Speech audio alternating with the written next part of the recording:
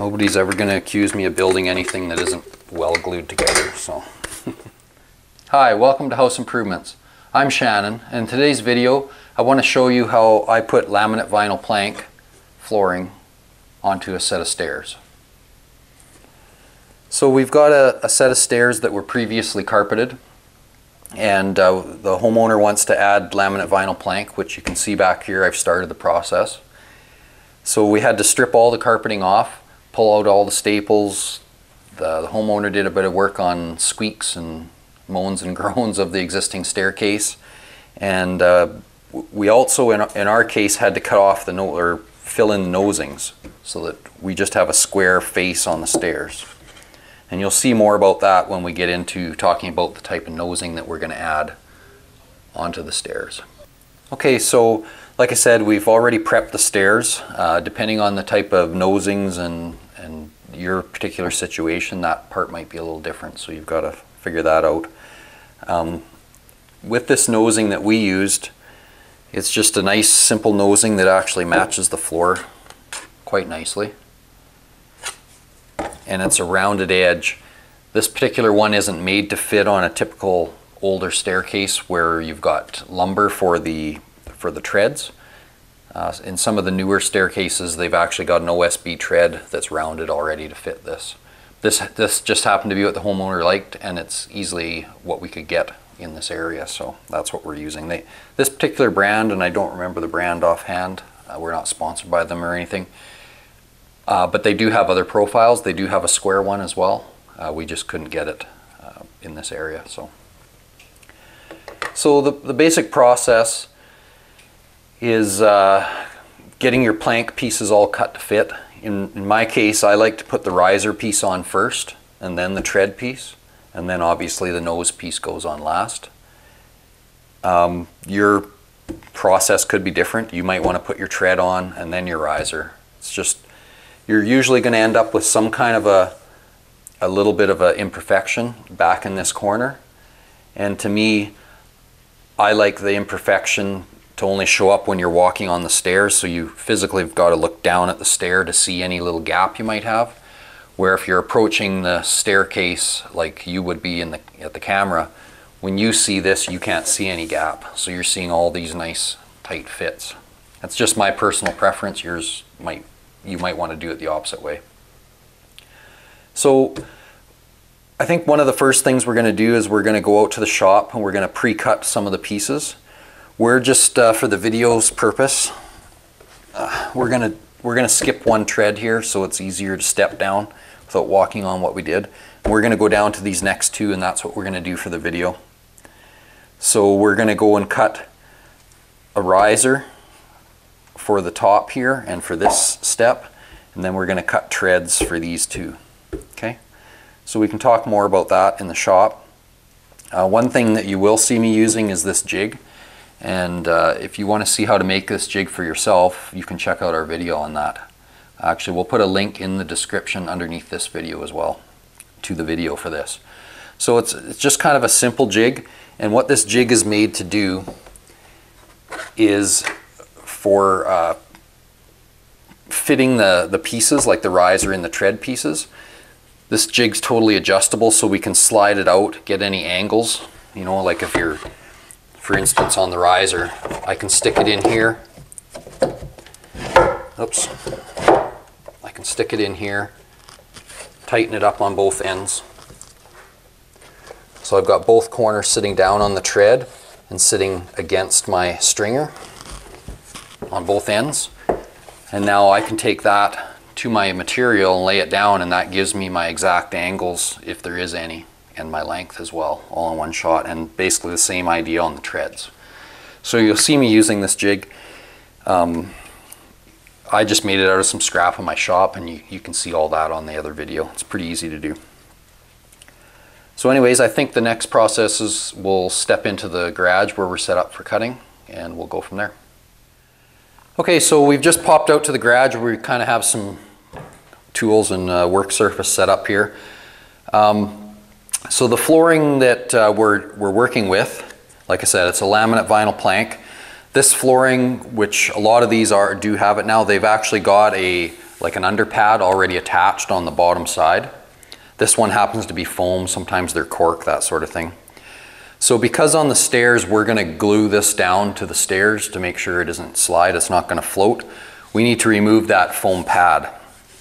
Now if you're lucky, you might be able just to peel it off, but in our case we had to use a razor blade and a scraper to scrape it off. And we were able to get it pretty good, I mean comparably, but I still wasn't happy that with this little bit of foam on the back here, because we're really supposed to use what's called a pressure sensitive glue to adhere this down. I'm just not sure that this is actually going to adhere to that pressure sensitive glue, so we're going to use construction adhesive instead. I don't think we're going to have an issue with that, but I think it's going to have a better bond to this foam because we still have a little bit of residual on there. We tried cleaning it with some solvents and stuff with mixed results, and then we weren't sure, well, with the solvent residue on there, was the glue going to stick to that? So I felt better about just scraping off the majority and working with what we could. Some scraped off better than others, but okay. So this is going to be our riser material, or it's going to be both our materials, riser and treads, but we're dealing with the riser first. And because I'm putting my riser on first and then butting the tread piece up to it, I know because of the thickness of this piece here, I've got a little bit of lenience here. So on the flooring, you can see the interlocking splines. One's way narrower than the other. So what I've been doing is just planning to put the narrow one down so I don't have to cut that one edge when I cut it to height. And then I run that against the fence of the saw and get my height, okay? Before I do that though, I'm going to take my guide, my template guide, and I'm going to mark out the riser length and edges. So I want to make sure I've got my jig orientated the same way that I did on the stairs, which is these corners down, and this is the bottom edge, in my case, towards you of the riser material. So I want to flush up those bottom corners, and basically I'm going to take a knife and score both ends against my guide.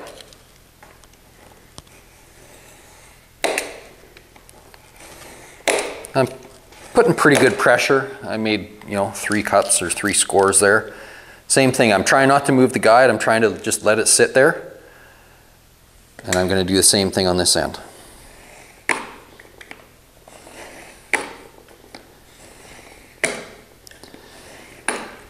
Now, you've seen in our case, we're cutting the risers up against the stringers. Okay, so some stairs are going to be that way. You might just have drywall or paneling or whatever. You might not be able to see the stringer. So whatever you're doing, you're cutting up to that finished edge. And this guide and this jig will help you a lot with that.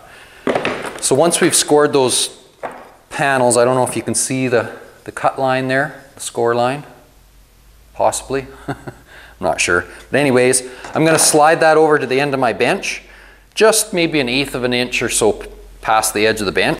Just give it a smack. Just give it a smack like that, and it breaks off. And it actually breaks off pretty cleanly, usually, because we want it to be clean. If it isn't clean, if this broke off a little jagged, I would just take my knife and kind of back bevel that back edge, not cutting the front edge, because that's the piece you're going to see up against your wall or your stringer. But this particular flooring with 3 scores seems to break off pretty nicely. Okay, so now we've already got it cut to fit for our length and any slope that we might have on our stringers. Now I'm going to cut it to width, so I already pre-measured that, and that one was what was that one? That one was 6 5/8.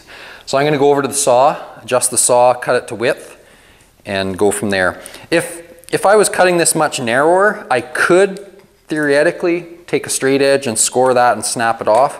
In our case, we're just cutting a 1/2 an inch or so off of these, or if that, so it's really hard to do that. So I'm putting it through the saw, which is much messier, but it will work. And with the saw, you can use any table saw. I'm using about probably a 60 tooth carbide blade, and you just end up with a lot of this staticky plastic sawdust flying. So you'll see it sticking all over me when I'm done. Just in case you didn't catch that, this narrow edge I'm putting down onto my wood tread. So that's the edge I'm putting against the fence, and I'm cutting this side off to get my height.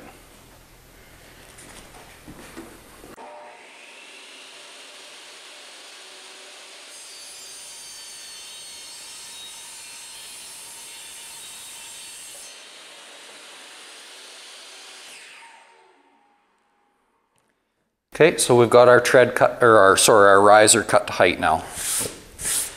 So I'm just going to blow off all this staticky stuff off of it, and then we can go and apply it. Okay, so we're back in the stairwell now, and we're ready to put on the riser. I'm going to do a couple of them here, but I just want to talk for a minute. This is one of the glues, or the glue that I would have used. I'm not sponsored again by these guys. They don't send us any product or anything, but this is what I would have used normally for this. But like we talked about just a couple seconds ago, with that foam backing not cleaning off 100%, I'm just a little leery whether this will actually stick to that and stay stuck. So if you're using a glue like this, it will let you know what size trowel you need. Usually it's like a 16th by 16th by 16th. You would put it on, and for most of them, read your instructions obviously, but for most of them, you're going to want to wait till it gets tacky enough that it's, when you touch it with, you know, back of your hand, it's not pulling off the wood. And then at that point, you're ready to stick your pieces on. So you would stick your pieces on, and you would actually use like a rubber roller and roll it really well so it gets embedded in there. So what it is a pressure sensitive glue. So once you've got good contact, it's stuck. Okay, in our case, I'm a little bit more comfortable that I should use some construction adhesive. So we're just using this. I've done this before for the risers, but not necessarily for the treads. And I've had good luck with it, and I don't see why it won't work for what we're doing here too. And I just have more confidence that that's going to stick to that foam. Okay, so we've got our tread, or sorry, our riser, and here's that little lip on the bottom I was talking about earlier that we want down. So I want to orientate it the right way. I'm going to dry fit it first, just to make sure we don't have to do a little trimming or anything. So I'm just going to get it in there. It's sitting right down on the tread below. In my case, because of how my nosing comes around, I've actually got like an inch to play with here in height. So mine don't have to be perfect, and for the most part, if you're using even a metal nosing or something, you're not going to have to be perfect in height. So I'm more concerned that I've got a nice fit on the ends, and I'm not too high, because I don't want to be too high obviously, and this one looks fine. So I can just lay this down. I'm going to put some adhesive on there, and make sure your wood back here is all clean and dry obviously.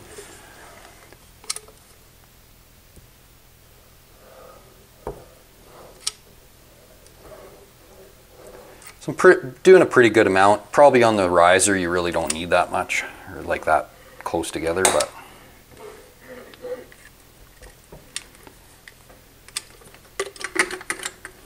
nobody's ever going to accuse me of building anything that isn't well glued together. So with most of these construction adhesives, what you want to do is press it into place and pull it off just a little bit, just to let it breathe, just for, you know, a minute would be great, but you know, even 10 seconds or so just helps it to gas off, and it sets a little better. So we're going to push it into place just so we get some initial squeeze and flattening of that glue, and then you can see it grips pretty good. Then I'm just going to pull it away, wait a few seconds, it lets that gas off and start the curing process. I'm going to stick it back on. So I'm pushing, make sure I'm pushed down, and I'm pushed well everywhere along here. I could be using that same roller I talked about. I'll probably bring it out here when I do the treads, if I remember. But you're just making sure you have good contact. So I've got another one down below here. I'm going to put it on too. The reason I'm jumping around a bit partially is for the video, but partially also is because we're having to go up and down. I'm going to leave in our case, I'm going to leave every third tread so we can step up and down without walking too much on the ones we've already done, which will mean taking a couple days to do this, but it'll just be better for the setup of the glue. Okay, so I'm just going to glue this next one on down here because we're going to need it on as well. Okay, so now I'm going to template this tread right here. So I'm going to use my jig. Also, I never mentioned it before, but I've got this one edge marked, so I always have a reference so that I don't get the thing spun around. So usually that mark is what I put against the piece that these corners are sitting on. You could put left or right on this, whatever you want to do.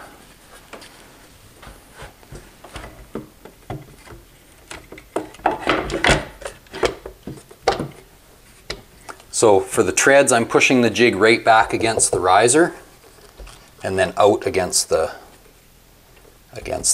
stringer.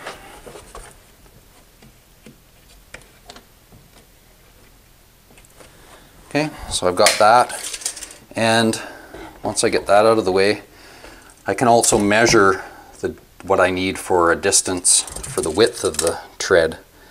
And I want to measure it in a few, well, in this case 3 different spots along here just to see how different it is. And in my case, I want to be within about 1/4 inch of the face of this is what I'm shooting for. I don't have to be, again, perfect because the nosing is going to cover that. So I think if I went 10 1/4 right across there, I'm going to be good. So we'll go out to the garage and make that up. Okay, so we're back out in the garage. To make enough width for these treads, I've obviously got to use more than one piece because these factory pieces I think are only like 7 inches, yeah, basically 7 inches. So I need to put another small strip together. We had some leftover strips from when the flooring was originally done, and they're working out pretty good, so that's what we're using. So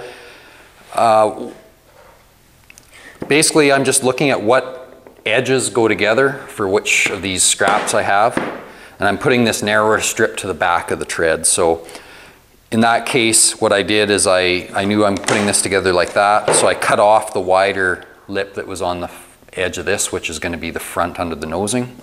So I've already pushed it through the saw just to get rid of that. I'm going to just clip these 2 pieces together like so. I'm going to make sure that I can get 10 1/4 out of it. Whew. Just barely. It's almost a perfect fit without going through the saw, except for that end.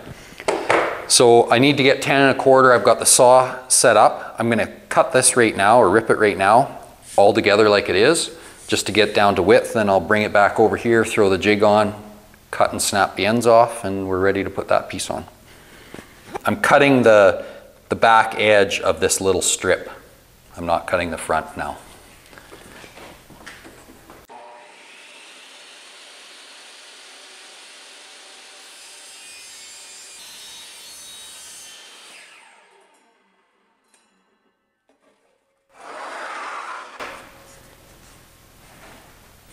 Okay, so we're cut to width. We're clicked together properly. This is my back edge that is against the riser. So I want to put the back edge of my jig facing that way and just pick a place. This is a good spot in my case to use any damaged planks that you maybe had, because we're cutting off, we can cut some off both ends. So, and you'll notice I'm not flushing up to one end because all the ends will have a factory edge to click together on this flooring as well. So I don't want to be, you know, I want to get a nice square edge on both ends. So flush it up.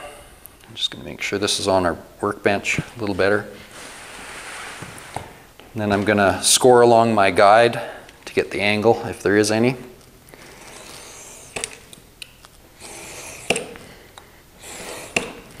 If you didn't have this guide, you could measure and cut on a sliding miter saw if you wanted to.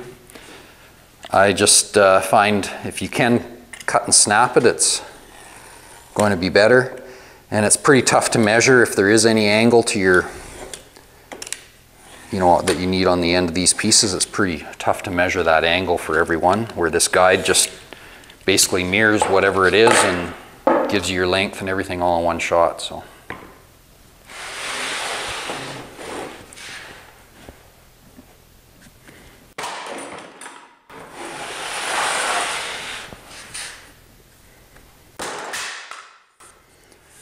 Okay, so those are breaking really nice and clean.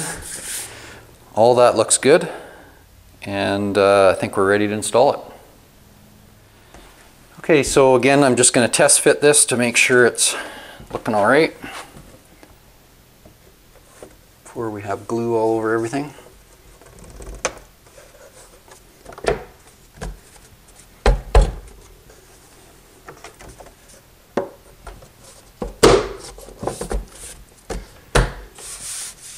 If anything, it's just maybe a hair tight at the back corner there. So I'm just going to trim the end. So I'm just going to run out to the saw and trim that, and then I'll come back. Okay, so I test fit it again. It's good now. Just need to set this down somewhere so I can put some glue on. So I'll put the adhesive on here. We vacuumed this all off. Make sure we have no chunks underneath it, dust.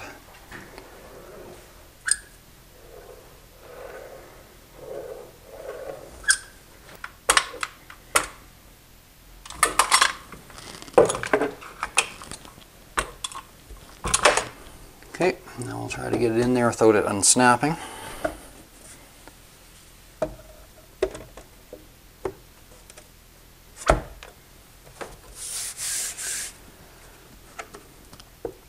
Just get it lifted up to let it breathe. It's kind of hard to get the back part lifted without it unclipping, so I'm just getting the front open at least.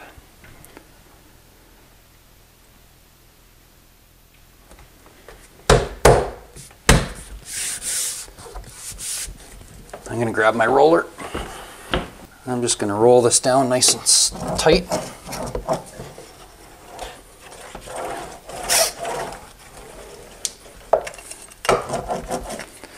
So it's just, this is just a laminate roller, but flooring roller, laminate roller are all basically the same. Okay, so then we're going to put the next one on, and then I'll do a nosing to show you how that works. Okay, so we've got our couple pieces of nosing cut here to fit. And like I said earlier in the video, this nosing's made for a little different application, but we're making it work here. So because it would have, in our case, this part would hang over if this was the front of the step. You know, this would have been sitting out here hollow. Probably would have been all right, but if you move some furniture and hit that, maybe it would have broken. I don't know, because this particular one's just plastic. So I made up these pieces just to go in there. That's all going to glue in there when we put it on to take up that void and hopefully make it more sturdy. So I just wanted to show you with this small piece what we were doing. So once I glue that all together, it's going to get PL'd and stuck into place. Now the manufacturer recommends taking some 80 grit sandpaper and sanding anything on here that you're going to glue, as well as on the face of the stairs themselves. Okay, so you have to be a little bit careful that you don't get out too far. You know, like this, in our case, this is going to be about 1 3/4 inches of a distance from here back to here. So I'm going to sand it to about 1.5 inches. So I'm going to rough all this up so the glue bonds well. And this is what they recommend to glue this on with, is a construction adhesive. So we're sticking with what they suggest. Like I said earlier, we're not sponsored, or these guys didn't send us this stuff. I don't even know who makes this. I thought it might say on this piece. We'll put a link in the description in case you're interested, if we can find one, to this product. So it seems pretty good. This is the first time I've used it, but I like it. It matches nice. So. Okay, so I'm going to get all this stuff sanded up, and then we'll stick these on.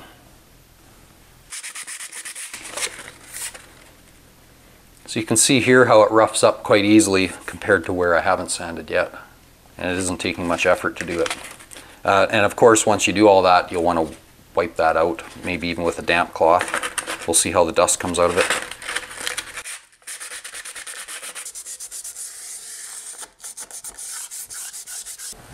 Okay, so we've got that all the dust off there, and we've sanded this one top and bottom. So first thing I'm going to do is glue my wooden piece in. I think I have it cut to length. Yep.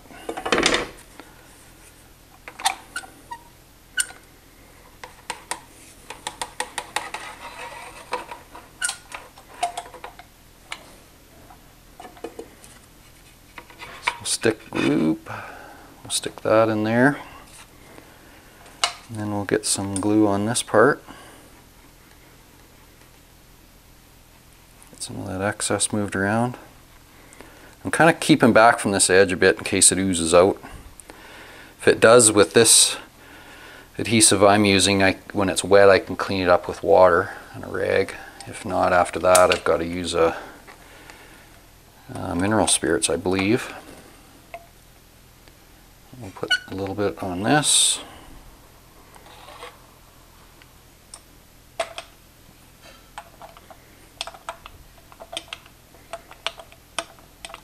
Just kind of making sure I got some everywhere that I can.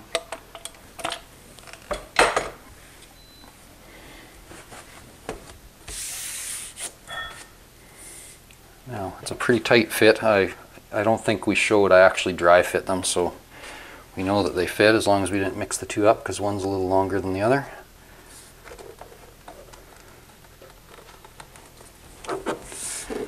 So I'm just kind of sticking it on there. I'll pull it away a little bit just to air it off.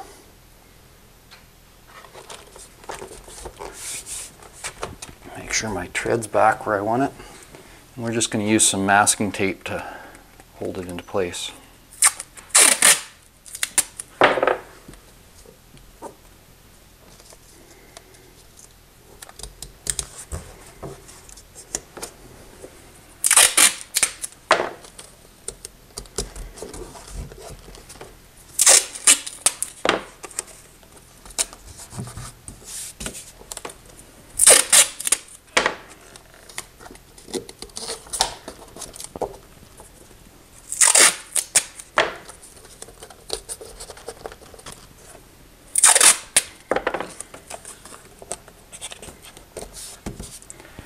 Okay, so that should do that one, and I'll do the same thing on the next one. Okay, that gives you a good idea how you could put some luxury vinyl plank on your stairs with the nosing and everything. Something I think I might have mentioned it, but I don't know if I did for sure, so I'm going to just retouch on it. You notice we kind of skipped a step. Really, this process in a home that's being lived in, to give proper access so these aren't sliding around, people walking on them too much. I'd normally do every second stair and then come back the next day and do the rest. So in this case, I kind of forgot about that, so we're skipping every third one, and then at least the homeowners can get up and down without hopefully falling on their heads, and I'll come back tomorrow and finish up. If you keep tuned in to the end of this, we'll show you the finished product once all the tape's gone and everything's finished. We'll just give you a quick view of what it actually looked like all finished up. So far it's going really well, so I think it's going to look great, and hopefully the homeowners think it does too. So smash the thumbs up button down there if you like the video, subscribe to our channel, and check out any of the links we have in the description of this video.